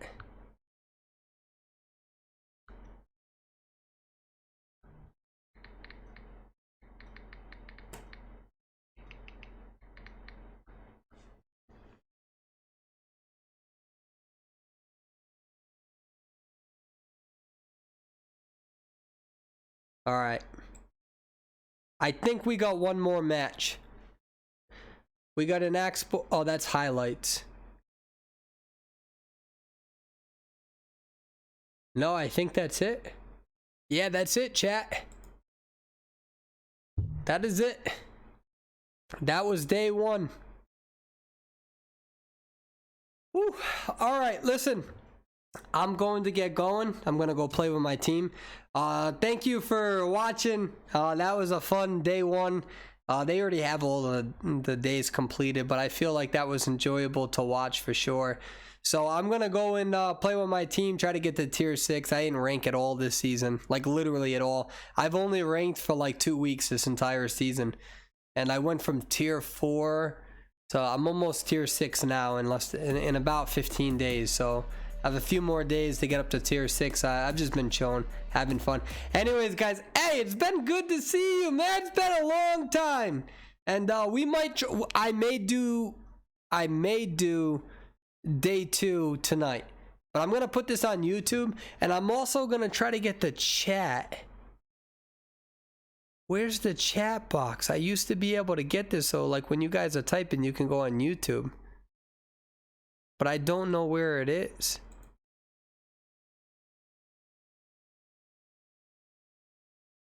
Alright, we'll try to figure that out on a different day.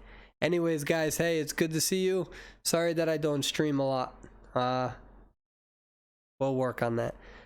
I hope that you guys root for B4U for the regionals. That's my team. I spend so much time coaching them. That's why I don't live stream all the time. And for other reasons as well. You guys have a good night. Thank you. Bye. Thank you.